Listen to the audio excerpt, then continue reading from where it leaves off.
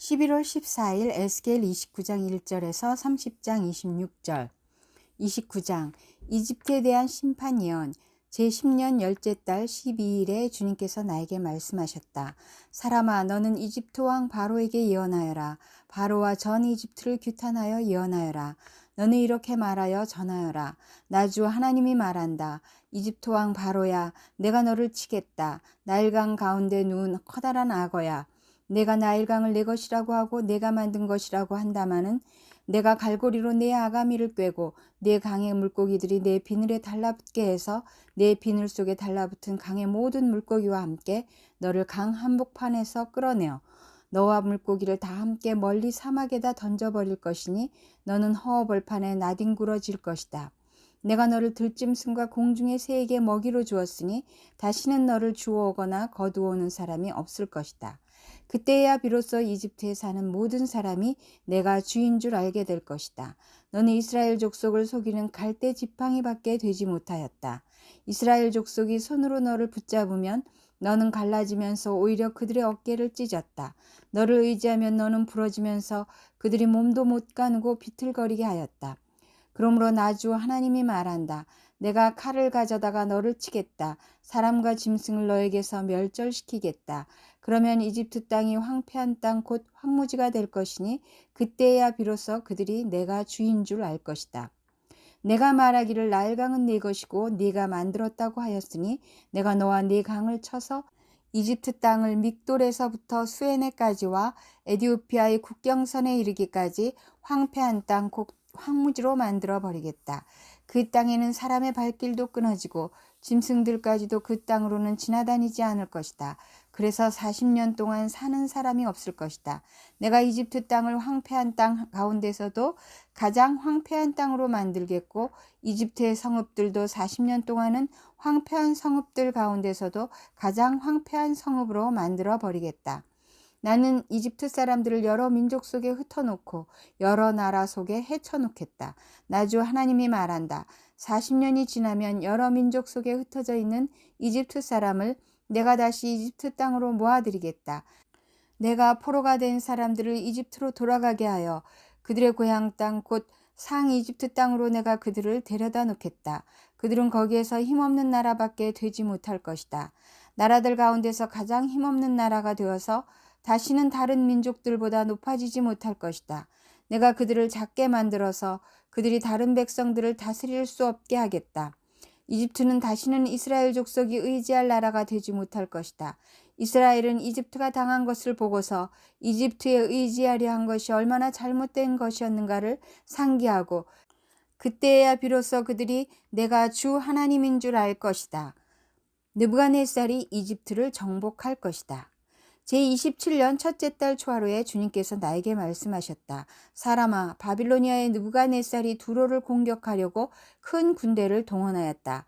그러나 무리한 작전으로 그의 군인들은 머리털이 다 빠져서 대머리가 되고 어깨가 벗겨지기까지 하였으나 그와 그의 군대가 두로를 치려고 애쓴 수고에 대한 보상을 두로에서 받지 못하였다. 그러므로 나 주 하나님이 말한다. 내가 바빌로니아 왕 느부갓네살에게 이집트 땅을 주겠다. 그가 이집트에서 물건을 가져가고 이집트를 약탈하고 노략할 터이니 그것이 그의 군대에게 주는 보수가 될 것이다. 그들이 수고한 것은 나를 도와서 한 것이었으므로 내가 그 보수로 이집트 땅을 바빌론 왕에게 주었다. 나 주 하나님의 말이다. 그날이 오면 내가 이스라엘이 새 힘을 가지게 하고 너의 입이 열려서 그들 한가운데서 외칠 수 있도록 말할 수 있는 능력을 네게 주겠다. 그때야 비로소 그들이 내가 주인 줄 알 것이다. 30장 주님께서 이집트를 심판하실 것이다. 주님께서 내게 말씀하셨다. 사람아, 예언하여 전하여라. 나 주 하나님이 말한다. 너희는 오늘 슬퍼하고 통곡하여라. 그날이 가까이 왔다. 주의 날이 가까이 왔다. 어둡게 구름이 낀 날 여러 민족이 멸망하는 그때가 왔다. 이집트의 전쟁이 휘몰아치고 에디오피아는 큰 고통을 당할 것이다. 이집트에서 많은 사람이 칼에 쓰러지고 재산을 약탈당할 때 이집트는 그 기초가 파괴될 것이다. 에디오피아와 리비아와 리디아와 아라비아와 굽과 모든 동맹국의 백성들이 이집트 사람들과 함께 칼에 쓰러질 것이다. 나 주가 말한다.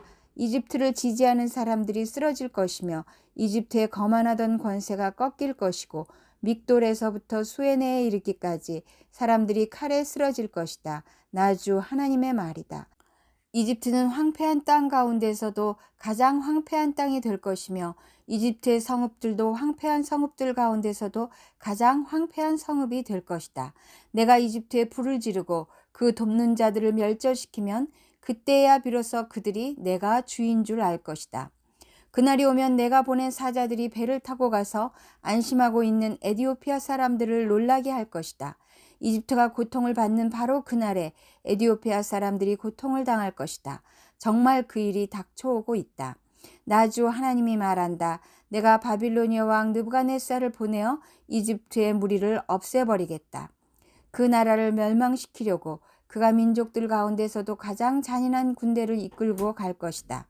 그들이 칼을 뽑아 이집트를 쳐서 칼에 찔려 죽은 사람들을 그 땅에 가득 채울 것이다.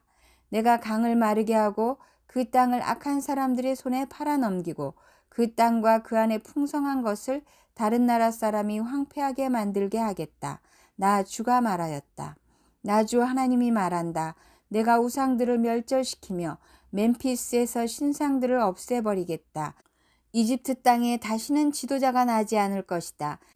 내가 이집트 땅을 공포에 사로잡히게 하겠다. 내가 상 이집트 땅을 황무지로 만들어버리고 소안에 불을 지르고 테베를 심판하겠다. 또 내가 이집트의 요새인 펠루시움에 내 분노를 쏟아붓고 테베의 무리들을 멸하겠다. 내가 이집트에 불을 지르면 펠루시움의 요새가 고통으로 몸부림칠 것이고 테베는 적에게 뚫릴 것이며 멤피스에는 날마다 적들이 쳐들어갈 것이다. 헬리오폴리스와 부바스티스의 젊은이들은 칼에 쓰러질 것이며 주민은 포로로 끌려갈 것이다. 내가 이집트의 권세를 꺾어버릴 때 드함느헤스는 대낮에 깜깜해질 것이다. 그 교만하던 권세를 끝장낼 때 이집트 땅은 구름에 뒤덮일 것이고 이집트의 딸들은 포로로 끌려갈 것이다. 내가 이렇게 이집트를 심판할 때야 비로소 그들은 내가 주인 줄 알게 될 것이다. 이집트 왕의 부러진 팔. 제11년 첫째 달 7일에 주님께서 나에게 말씀하셨다. 사람아, 내가 이집트 왕 바로의 한쪽 팔을 부러뜨렸다. 치료하고 싸매야 그 팔이 나아서 칼을 잡을 수 있을 터인데 치료도 못하고 싸매지도 못하고 약도 못 바르고 붕대를 감지도 못하였으니 그가 칼을 쥘 수 없다. 그러므로 나 주 하나님이 말한다. 내가 이집트 왕 바로를 대적하여 성한 팔마저 부러뜨려 두 팔을 다 못쓰게 하고서 그가 칼을 잡을 수 없게 하겠다. 내가 이집트 사람들을 여러 민족 가운데 흩어놓고 여러 나라로 헤쳐놓겠다. 내가 바빌로니아 왕의 두 팔을 강하게 하고 내 칼을 그의 손에 쥐어주겠지만 바로의 두 팔은 부러뜨릴 터이니 바로가 바빌로니아 왕 앞에서 칼에 찔린 사람처럼 크게 신음할 것이다. 내가 바빌로니아 왕의 두 팔을 강하게 하면 바로의 두 팔은 떨어져 나갈 것이다. 내가 바빌로니아 왕의 손에 내 칼을 쥐어주고 그가 그 칼을 뽑아서 이집트 땅을 칠 때야 비로소 그들은 내가 주인 줄 알 것이다. 내가 이집트 사람들을 여러 민족 가운데 흩어놓고 그들을 문나라로 헤쳐놓겠다. 그때야 비로소 그들은 내가 주인 줄 알 것이다. 히브리서 11장 32절에서 12장 13절. 내가 무슨 말을 더하겠습니까? 기드온, 바락, 삼손, 입다, 다윗, 사무엘 그리고 예언자들의 일을 말하려면 시간이 모자랄 것입니다. 그들은 믿음으로 나라들을 정복하고 정의를 실천하고 약속된 것을 받고 사자의 입을 막고 불의 위력을 꺾고 칼날을 피하고 약한 데서 강해지고 전쟁에서 용맹을 떨치고 외국 군대를 물리쳤습니다. 믿음으로 여자들은 죽었다가 부활한 가족을 다시 맞이하였습니다. 또 어떤 이들은 고문을 당하면서도 더 좋은 부활의 삶을 얻고자 하여 구태여 노연하기를 바라지 않았습니다. 또 어떤 이들은 조롱을 받기도 하고 채찍으로 맞기도 하고 심지어는 결박을 당하기도 하고 감옥에 갇히기까지 하면서 시련을 겪었습니다. 또 그들은 돌로 맞기도 하고 톱질을 당하기도 하고 칼에 맞아 죽기도 하였습니다. 그들은 궁핍을 당하며 고난을 겪으며 학대를 받으면서 양과 염소의 가죽을 입고 떠돌았습니다. 세상은 이런 사람들을 받아들일 만한 곳이 못 되었습니다. 그래서 그들은 광야와 산과 동굴과 땅굴을 헤매며 다녔습니다. 이 사람들은 모두 믿음으로 말미암아 훌륭한 사람이라는 평판은 받았지만 약속된 것을 받지는 못하였습니다. 하나님께서 우리를 위하여 더 좋은 계획을 미리 세워두셔서 우리가 없이는 그들이 완성에 이르지 못하게 하신 것입니다. 12장 주님의 훈련. 그러므로 이렇게 구름대와 같이 수많은 증인이 우리를 둘러싸고 있으니 우리도 갖가지 무거운 짐과 얽매는 죄를 벗어버리고 우리 앞에 놓인 다름질을 참으면서 달려갑시다. 믿음의 창시자요 완성자이신 예수를 바라봅시다. 그는 자기 앞에 놓여있는 기쁨을 내다보고서 부끄러움을 마음에 두지 않으시고 십자가를 참으셨습니다. 그리하여 그는 하나님의 보좌 오른쪽에 앉으셨습니다. 자기에 대한 죄인들의 이러한 반항을 참아내신 분을 생각하십시오. 그리하면 여러분은 낙심하여 지치는 일이 없을 것입니다. 여러분은 죄와 맞서서 싸우지만 아직 피를 흘리기까지 대항한 일은 없습니다.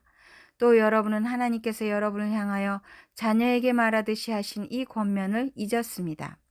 내 아들아, 주님의 징계를 가볍게 여기지 말고 그에게 꾸지람을 들을 때 낙심하지 말아라.